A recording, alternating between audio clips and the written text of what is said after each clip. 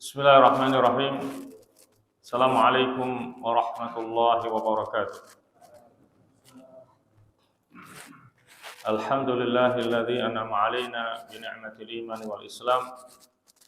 Wassalatu wassalamu ala sayyidil anam wa ala alihi wa ashabihil kiram. Subhanaka la ilma lana illa ma 'allamtana innaka antal alimul hakim wa tub 'alaina innaka antat tawwabur rahim. Allahumma hab lana qawlan sadiqa wa amalan saliha wa farajan ajila ya arhamar rahimin. Jamaah pengajian Ahad pagi Masjid Aminah yang dirahmati oleh Allah.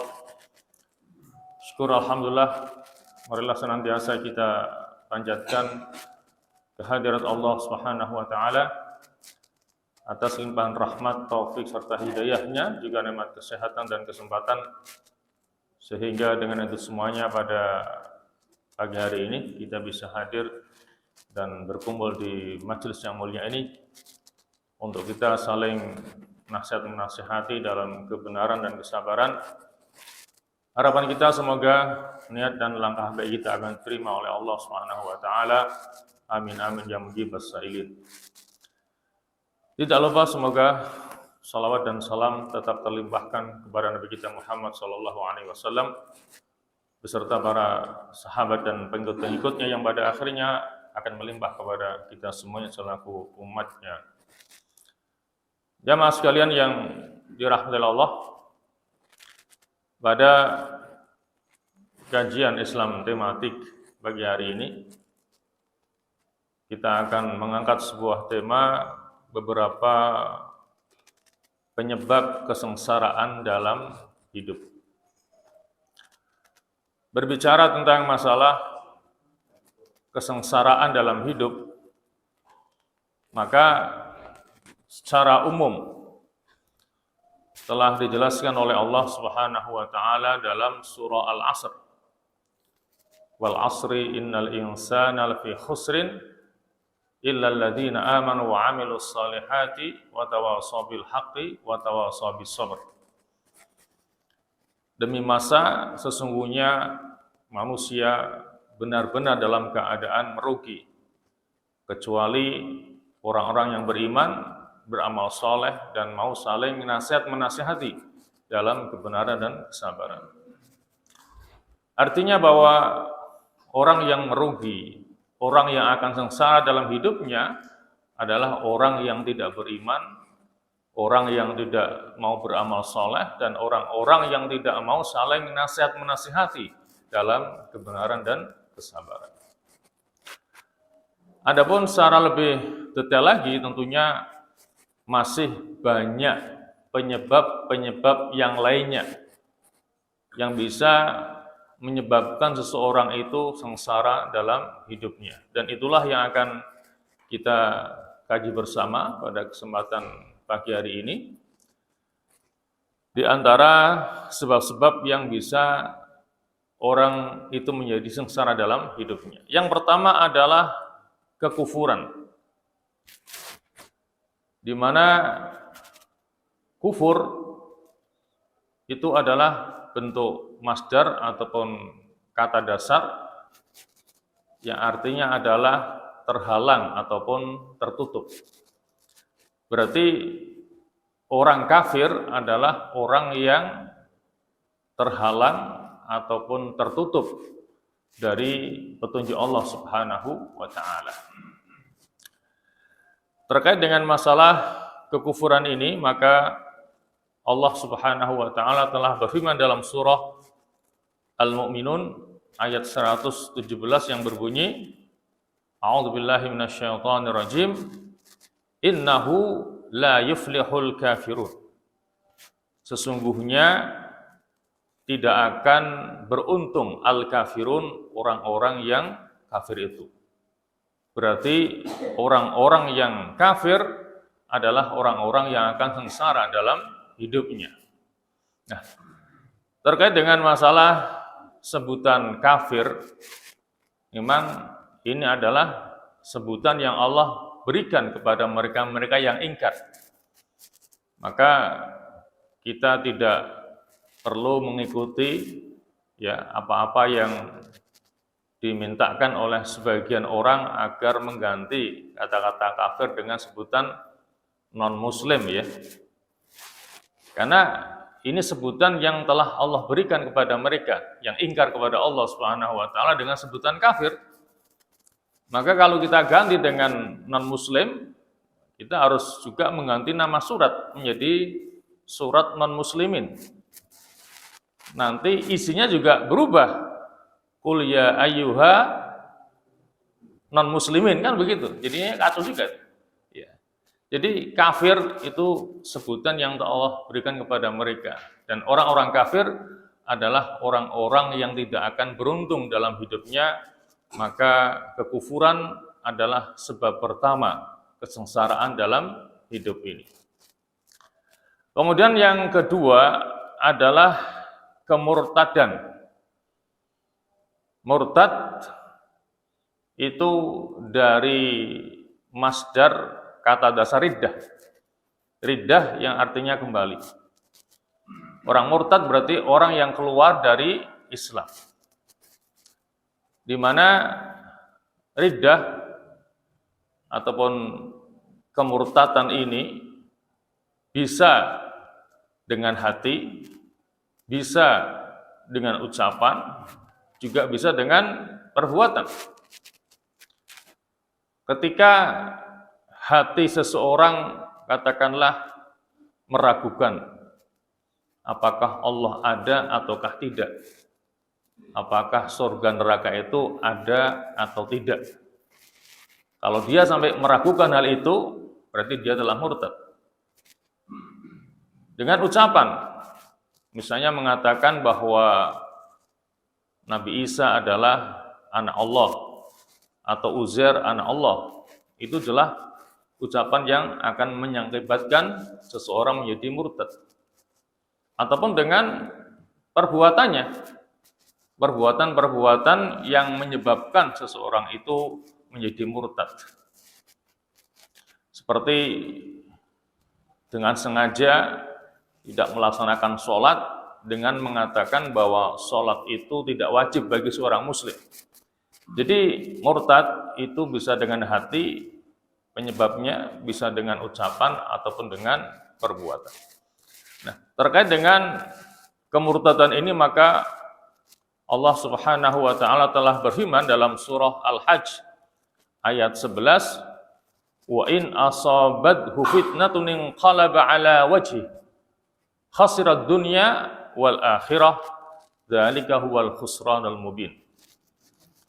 Wa in asabathu fitnah, dan apabila fitnah bisa musibah ataupun bencana menimpanya, inqalaba ala wajhihi, dia mundur ke belakang, artinya murtad. Khasirat dunya wal akhirah, maka rugilah dia dunia dan akhiratnya. Dzalika huwal khusranul mubin, itu adalah kerugian yang nyata. Terkait dengan ayat di atas, maka Al-Imam Mujahid rahimahullah pernah berkata, mereka berbalik menjadi kafir, artinya murtad. Di dunia tidak mendapatkan kebaikan, dan di akhirat sungguh dia telah kufur kepada Allah dan siksa dengan siksaan yang menghinakan. Itulah penjelasan daripada Al-Imam Mujahid terkait dengan ayat di atas tadi. Jadi penyebab kesengsaraan yang kedua adalah kemurtadan. Kemudian yang ketiga adalah kemusyrikan atau menyekutukan Allah Subhanahu wa taala. Dalam hal ini Allah Subhanahu wa taala telah mengingatkan melalui firman-Nya dalam surah Al-An'am ayat 88, walau asyraku lahabita anhum ma kanu ya'malun.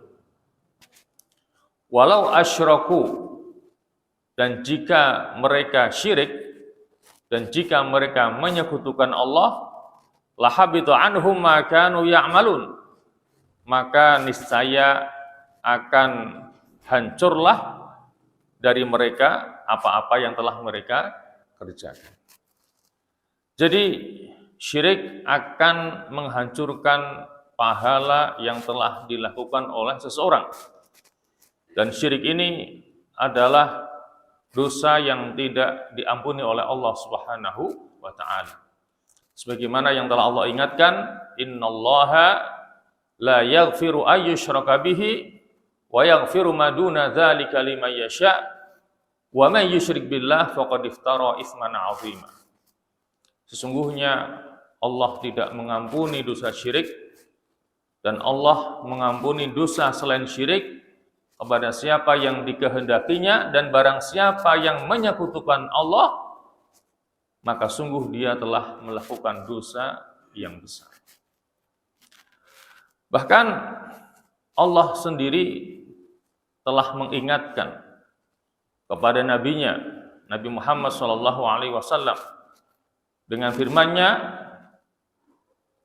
"Walaqad uhiya ilaika wa ilal ladzina min qablika la in asyrakta la yahbatanna 'amaluka wa la takunanna minal khasirin."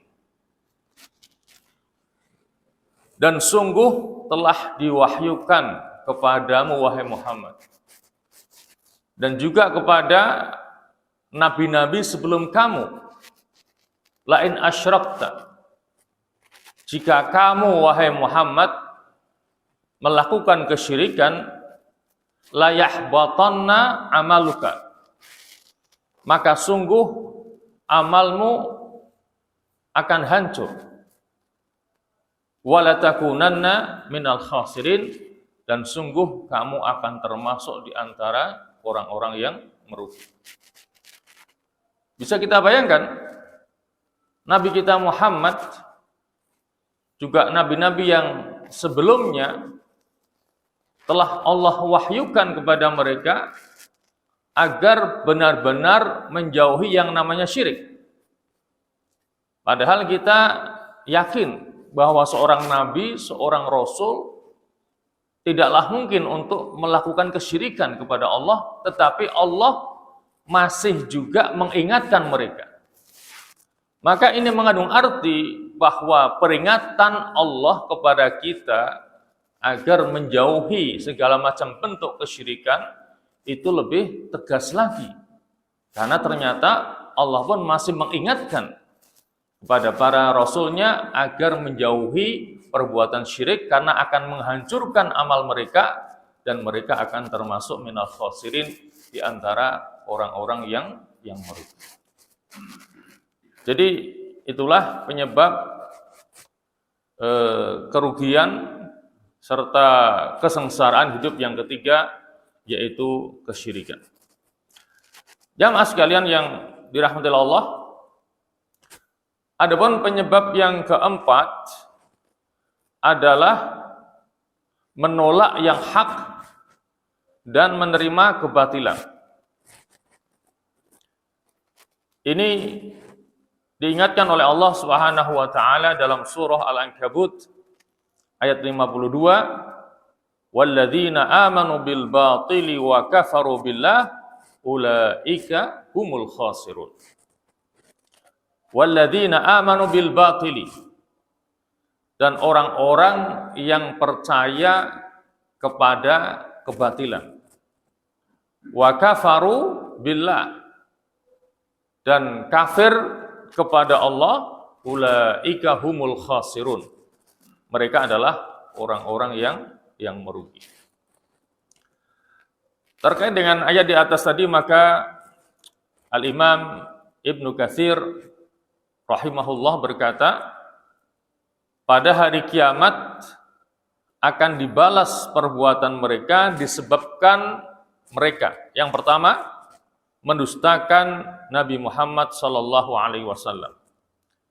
Jadi yang masuk dalam kategori menerima kebatilan, contohnya adalah mereka mendustakan Nabi Muhammad SAW, tidak membenarkannya, mengingkarinya, bahwa beliau seorang nabi dan rasul yang diutus oleh Allah Subhanahu wa taala. Serta mengimani tauhid. Tauhid itu artinya adalah ma'ubida min dunillah. Apa saja yang disembah selain Allah itu masuk kategori tauhid. Jadi ketika harta, pangkat, dan jabatan itu didewa-dewakan, maka harta, pangkat, dan jabatan juga termasuk dalam kategori tauhid yang harus kita jauhi bersama. Dan juga menyembah berhala. Jadi itulah di antara contoh-contoh yang diberikan oleh Al-Imam Ibnu Katsir dalam tafsirnya terkait dengan menolak yang hak dan menerima yang batil berdasarkan surah Al-Ankabut ayat 52. Walladzina amanu bil batil wa kafaru billah ulaika humul khasirun. Dan orang-orang yang percaya kepada kebatilan, berarti menerima kebatilan, wa kafaru billah, dan kufur kepada Allah, maka mereka adalah orang-orang yang akan mendapatkan kerugian dalam hidupnya. Jamaah sekalian yang dirahmati Allah, adapun penyebab kesengsaraan hidup yang kelima adalah mendustakan hari pembalasan amal. Dalam hal ini Allah Subhanahu wa taala berfirman dalam surah Al-An'am ayat 31, qad khasiral ladzina kadzdzabu bi liqa'illah. Qad khasira, sungguh merugi. Siapa? Alladzina kadzdzabu bi liqa'illah. Yaitu orang-orang yang mendustakan untuk berjumpa dengan Allah, artinya orang-orang yang mendustakan hari pembalasan amal. Orang-orang yang mendustakan yaumul jaza, hari pembalasan amal. Karena nanti ketika kita semuanya kembali kepada Allah, maka Allah akan menghisab amal perbuatan kita, kemudian akan memberikan balasan yang setimpal dengan apa yang kita perbuat selama ini. In khairan fa khairun, wa in syarran fa syarrun. Kalau amal kita baik, akan dibalas baik oleh Allah berupa pahala dan puncaknya adalah surga. Tetapi kalau amal kita jelek, maka juga akan dibalas keburukan oleh Allah berupa dosa dan puncaknya adalah masuk ke dalam neraka. Jadi yang akan menyebabkan kesengsaraan dalam hidup yang kelima adalah ketika orang itu mendustakan akan hari pembalasan amal. Padahal sebagai seorang muslim kita harus yakin adanya yaumul jaza, hari pembalasan, adanya yaumul hisab, hari perhitungan amal. Makanya dalam Al-An'am 31 Allah menyatakan qad khasira, sungguh merugi. Artinya orang itu akan mendapatkan kesengsaraan ketika dia mendustakan ataupun tidak percaya dengan perjumpaannya dengan Allah untuk dihisab amal perbuatannya. Jamaah sekalian yang dirahmati Allah, adapun penyebab yang keenam adalah berdusta atas nama Allah Subhanahu wa taala. Dalam kaitan dengan hal ini maka Allah Subhanahu wa taala berfirman dalam surah Yunus ayat 69, qul innal ladzina yaftaruna 'alallahil kadhiba la yuflihun. Katakanlah wahai Muhammad, innal ladzina yaftaruna 'alallahil kadhiba. Sesungguhnya orang-orang yang mengada-adakan kedustaan atas nama Allah, la yuflihun. Mereka tidak akan selamat, mereka tidak akan bahagia, mereka akan sengsara. Ya, orang-orang yang berdusta atas nama Allah Subhanahu wa ta'ala. Juga firman-Nya pada ayat yang lain, "Waman azlamu," dan siapakah yang lebih zalim, lebih aniaya, mimman iftara 'ala Allahi kadhiba, daripada orang yang berdusta atas nama Allah, au kadzdzaba bi ayati, atau mendustakan ayat-ayatnya, innahu la yuflihuz zalimun, sesungguhnya tidak akan beruntung orang-orang yang zalim itu. Lantas bagaimanakah bentuk-bentuk kedustaan atas nama Allah itu? Maka di antara contoh berdusta atas nama Allah Subhanahu wa ta'ala yang pertama adalah beribadah kepada selain Allah,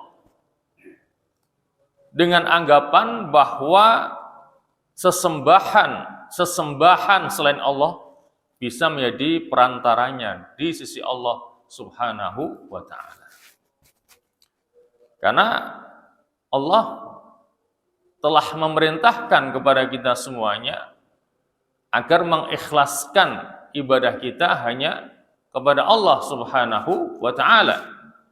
Maka ketika seseorang itu beribadah kepada selain Allah dengan keyakinan bahwa sesembahan selain Allah itu bisa menjadi perantaranya di sisi Allah, maka itu termasuk bentuk kedustaan atas nama Allah Subhanahu wa ta'ala. Kemudian contoh yang kedua adalah mengaku bahwa dia telah menerima wahyu dari Allah Subhanahu wa ta'ala. Karena kita sama-sama tahu bahwa Nabi kita Muhammad sallallahu alaihi wasallam adalah khatamul anbiya wal mursalin, penutup para nabi dan rasul. Maka tidak ada lagi wahyu yang turun sepeninggal Rasulullah sallallahu alaihi wasallam. Maka kalau ada orang mengaku-ngaku bahwa dia telah mendapatkan wahyu dari Allah Subhanahu wa taala, maka itu juga merupakan bentuk kedustaan atas nama Allah Subhanahu wa ta'ala. Kemudian yang ketiga, menganggap bahwa Allah itu punya anak. Ya, seperti orang-orang Nasrani yang mengatakan bahwa Isa adalah Ibnullah, anak Allah. Atau orang-orang Yahudi mengatakan bahwa Uzair adalah anak Allah. Sehingga kalau ada orang menganggap bahwa Allah punya anak, maka itu juga bentuk kedustaan atas nama Allah Subhanahu wa ta'ala, karena Allah telah menyatakan lam yalid wa lam yulad. Allah tidak beranak dan juga tidak diperanakkan.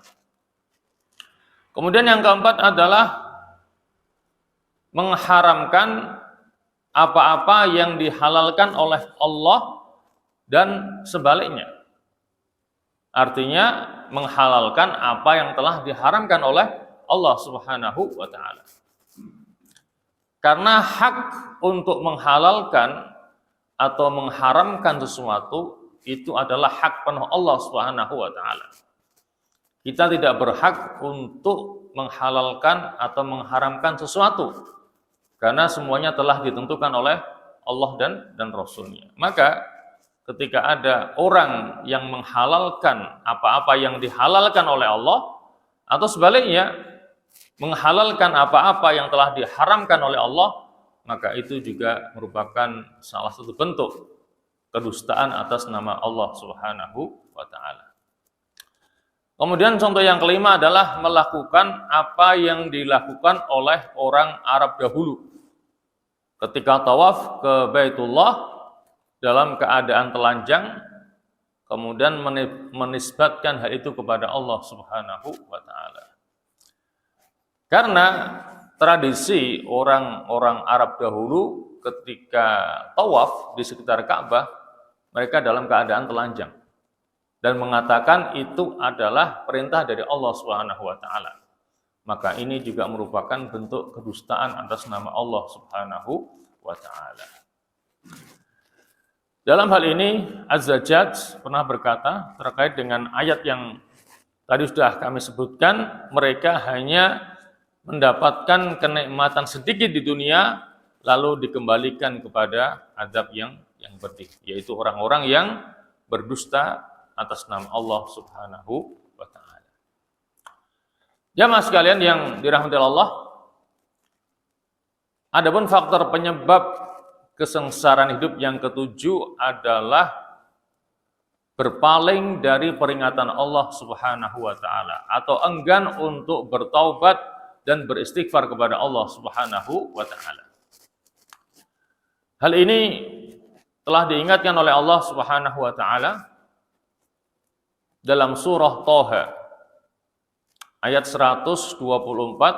Allah berfirman, "Wa man a'rada 'an dzikri fa innalahu ma'isyatan dhanka wa nahsyuruhu yaumal qiyamati a'ma." Wa man a'rada 'an dzikri, dan barang siapa yang berpaling dari peringatanku, fa innalahu ma'isyatan dhanka, maka baginya kehidupan yang sempit, wa nahsyuruhu yaumal qiyamati a'ma, dan kelak pada hari kiamat kami akan menggiringnya dalam keadaan buta. Jadi orang-orang yang berpaling dari ingat kepada Allah, orang-orang yang berpaling dari peringatan Allah Subhanahu wa taala, maka azabnya baik di dunia maupun di akhirat nanti. Azab di dunia Allah katakan fa innalahu ma'isyatan dhanka. Dia akan mendapatkan kehidupan yang sempit, kehidupan yang menyengsarakan, kehidupan yang tidak membahagiakan dalam banyak hal. Mungkin dalam masalah ekonominya, dalam masalah kesehatannya atau yang lainnya. Kehidupan-kehidupan yang tidak menyenangkan karena dia berpaling dari peringatan Allah Subhanahu wa taala. Sementara azab di akhirat nanti ketika dia dibangkitkan kemudian digiring, Allah akan jadikan dia dalam keadaan buta. Bisa kita bayangkan betapa susahnya dia. Ketika di dunia buta masih ada orang yang bisa menolongnya, itu sudah susah. Apalagi di akhirat nanti, pada hari kiamat, setiap orang sibuk dengan urusannya masing-masing.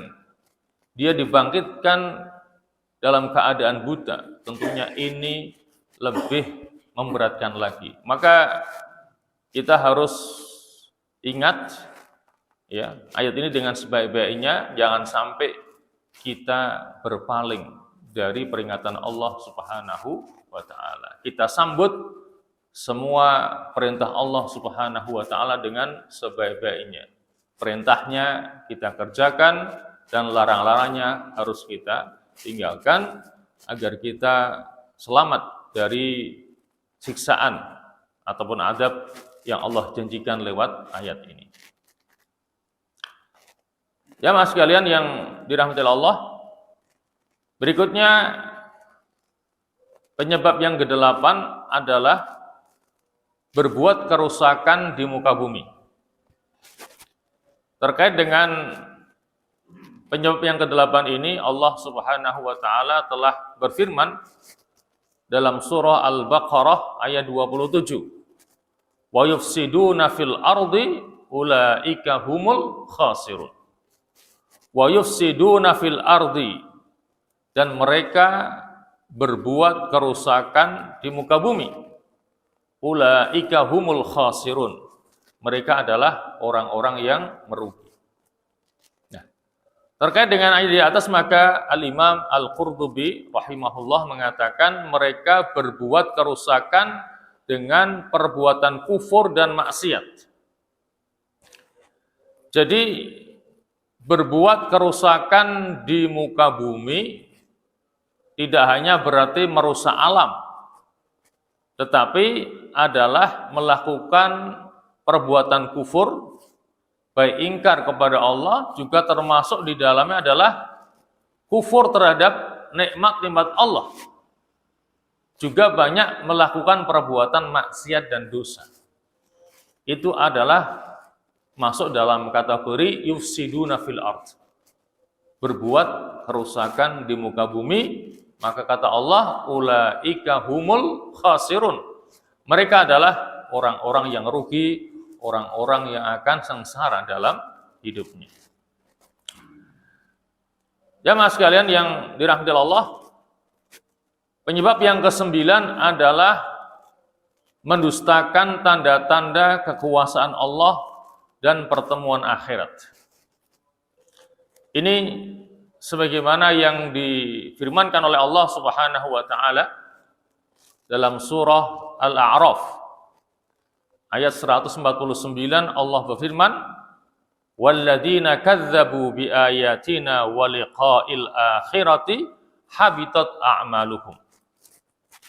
Walladzina kadzdzabu biayatina, dan orang-orang yang mendustakan tanda-tanda kekuasaan Allah, wa liqa'il akhirah, dan pertemuan akhirat, habitat a'maluhum, maka pahala amal perbuatan mereka akan hancur, akan rusak.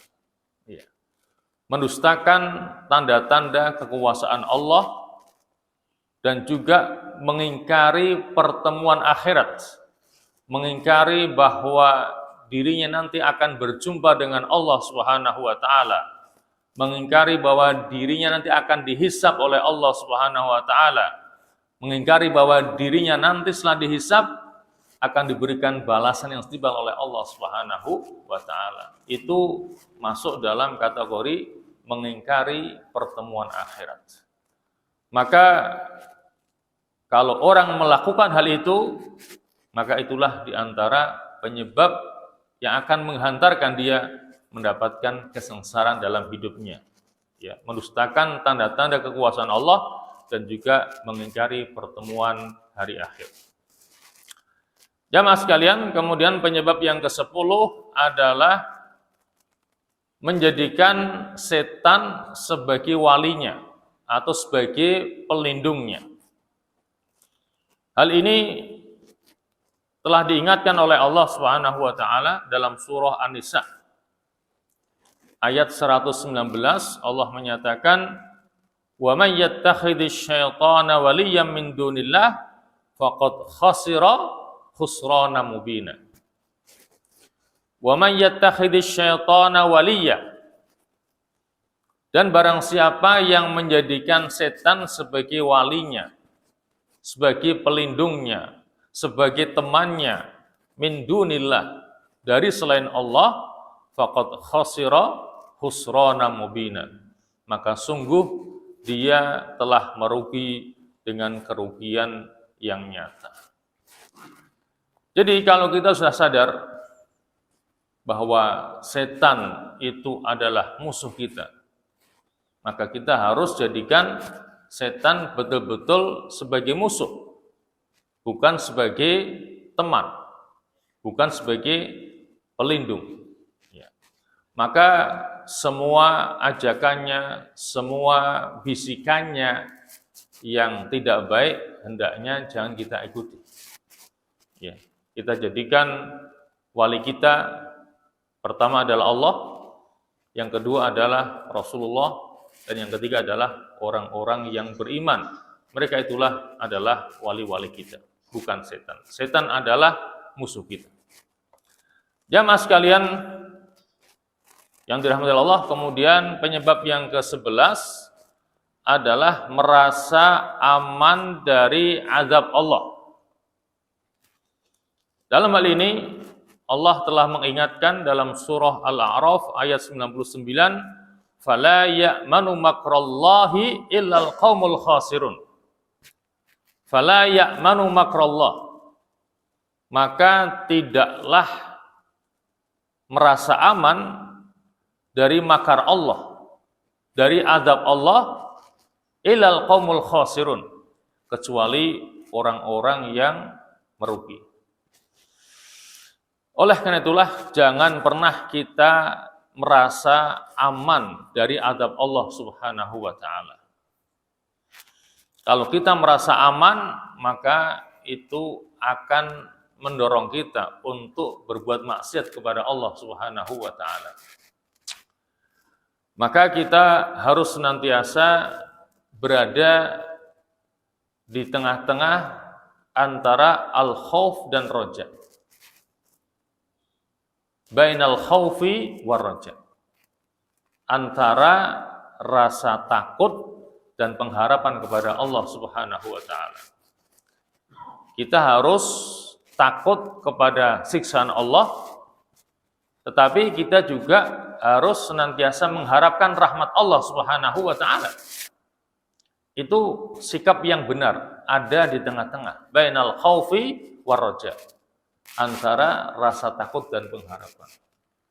Karena kalau kita hanya ada rasa takut saja kepada Allah, kepada siksaannya, kepada neraka, kita tidak akan pernah bahagia.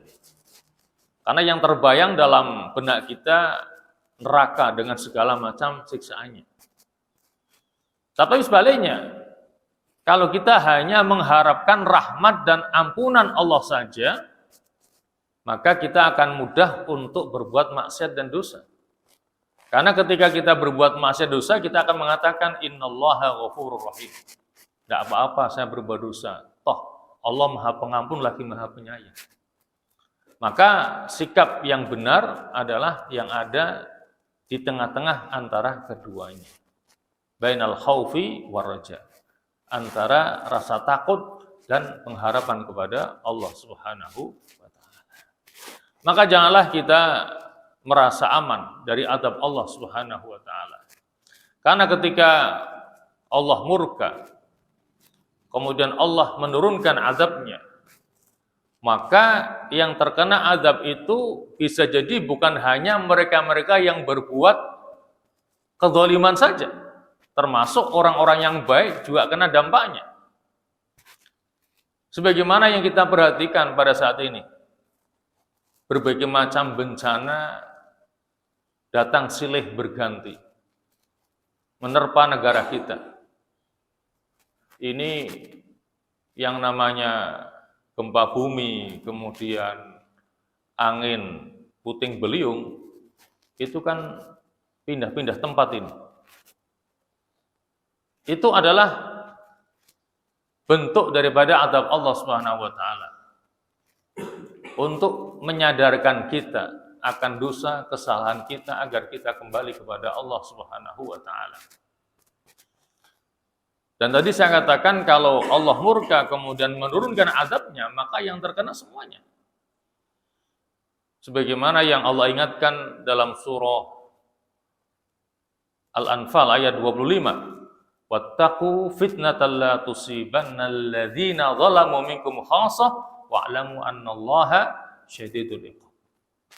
Takutlah kalian kepada fitnah, kepada azab dari Allah yang tidak hanya menimpa orang-orang yang berbuat zalim saja di antara kamu.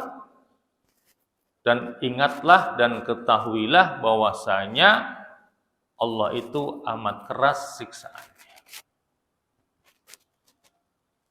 Kemudian dalam sebuah hadisnya yang diriwayatkan oleh Imam Ahmad bin Hanbal yang bersumberkan dari Ummu Salamah, Rasulullah pernah bersabda, "Idza dhaharatil ma'asi fi ummati ammahumullahu bi'adzabin min 'indih." Apabila kemaksiatan sudah merajalela di tengah-tengah umatku, maka Allah akan meratakan azabnya kepada mereka semuanya. Qultu, aku Ummu Salamah bertanya kepada Rasulullah, "Ya Rasulullah, amma fihim yauma idin unasun salihun?" Apakah pada waktu itu Sudah tidak ada lagi orang-orang yang soleh, orang-orang yang baik. Qala bala. Nabi mengatakan iya. Pada saat itu masih ada orang-orang yang baik. Qultu, aku Ummu Salamah kembali bertanya kepada Rasulullah, wa kaifa yasna'ullah biulaik? Lantas apa yang dilakukan Allah terhadap mereka? Orang-orang yang baik itu. Maka Nabi mengatakan yusibuhum ma asaban nas tsumma yasiruna ila maghfiratin minallah wa ridwan. Jadi orang-orang yang baik yang tidak berbuat maksiat juga akan terkena azab sebagaimana yang menimpa orang-orang yang berbuat salah dan dosa itu. Tetapi kemudian mereka akan mendapatkan ampunan dari Allah dan ridha-Nya. Jadi ketika katakanlah kemarin terjadi bencana gempa bumi di Kabupaten Cianjur, Jawa Barat, maka korban yang meninggal dunia bukan hanya orang-orang yang jahat saja, banyak juga orang-orang yang baik. Maka mereka-mereka yang baik yang kena dampak daripada murka Allah, pada akhirnya mereka akan mendapatkan ampunan dan keridhaan dari Allah Subhanahu wa Ta'ala. Makanya agar kita selamat dari kesengsaraan hidup, janganlah kita merasa aman dari azab Allah Subhanahu wa Ta'ala. Kemudian jamaah sekalian, yang terakhir adalah berbuat zalim. Banyak melakukan kezaliman itu akan menimbulkan kesengsaraan dalam hidup. Dalam hal ini ada sebuah hadis yang sumbernya dari sahabat Abu Hurairah. Rasulullah SAW bersabda, "Qala atadruna mal muflis." Ya. Di sini Nabi bertanya kepada para sahabat-sahabatnya, "Atadruna mal muflis?" Tahukah kalian siapa orang yang bangkrut itu? Qalu, para sahabat menjawab, "Al-muflisu fina man la dirham lahu wala mata." Orang yang bangkrut di antara kita adalah orang yang tidak punya uang dan tidak punya harta kekayaan. Itu pandangan sahabat pada waktu itu ketika ditanya oleh Rasulullah, siapakah orang yang bangkrut itu? Ternyata orang yang bangkrut menurut versi Nabi bukan itu.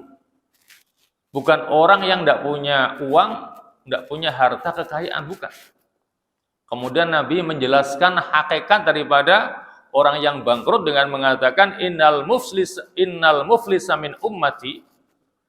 Sesungguhnya orang yang bangkrut dari umatku adalah ya'ti yaumal qiyamah, orang yang nanti datang pada hari kiamat bisolatin, dengan membawa pahala solatnya, wasiyamin dan pahala puasanya, wazakatin dan pahala zakatnya, wa ya'ti qad syatama hadza.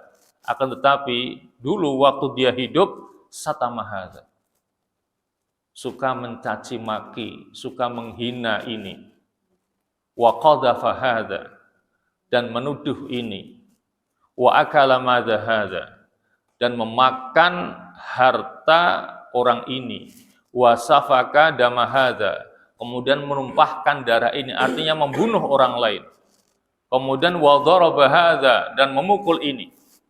Artinya dia datang nanti dengan membawa pahala sholatnya, puasanya, zakatnya, serta ibadah-ibadah yang lainnya. Tetapi semasa hidupnya dia banyak melakukan kezaliman-kezaliman.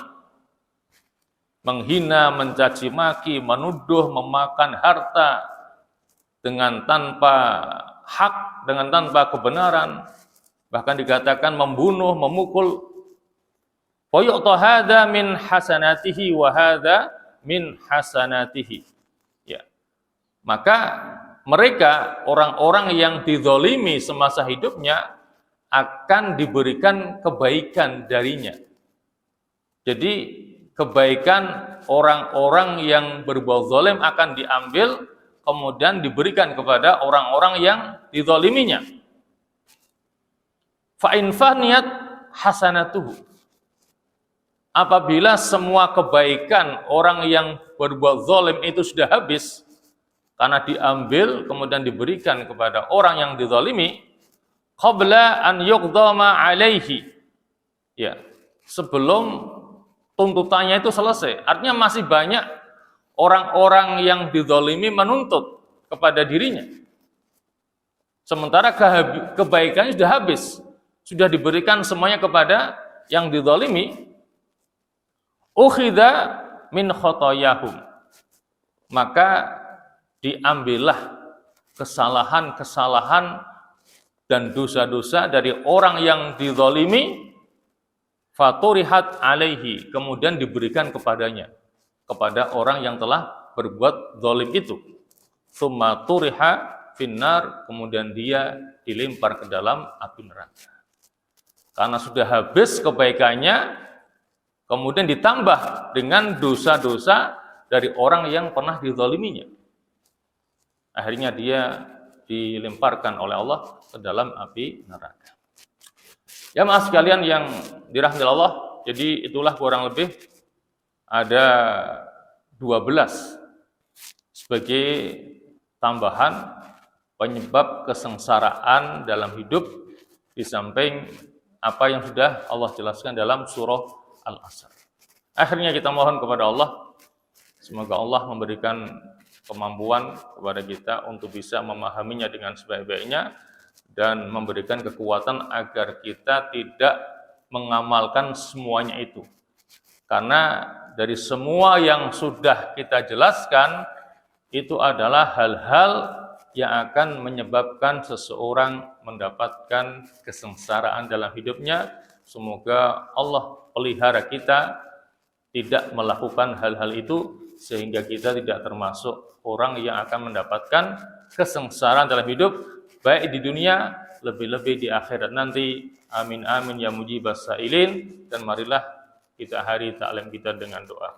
Bismillahirrahmanirrahim. Alhamdulillahirabbil alamin. Hamdan yuwafi ni'amahu wa yukafi mazidah. Ya Rabbana lakal hamdu kama yanbaghi li jalali wajhikal karim wa 'azimi sultanik. Allahumma shalli wa sallim ala Muhammad wa ala ali Muhammad.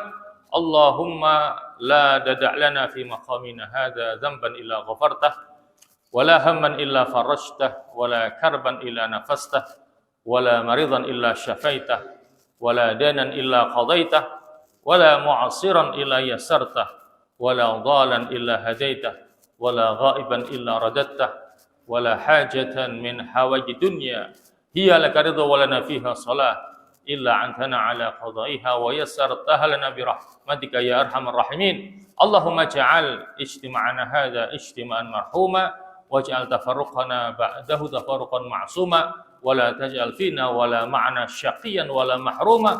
Allahumma la tufarriq hadzal jam'al mubarak fi hadzal makanil mubarak illa bi dhanbin maghfur wa 'aibin mastur wa 'amalin mutaqabbalin mabrur.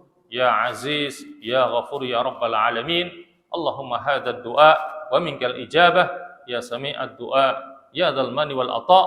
Wa sallallahu ala Muhammadin wa alihi wa sahbihi wa sallam. Alhamdulillahi Rabbil Alamin. Wassalamu alaikum warahmatullahi wabarakatuh.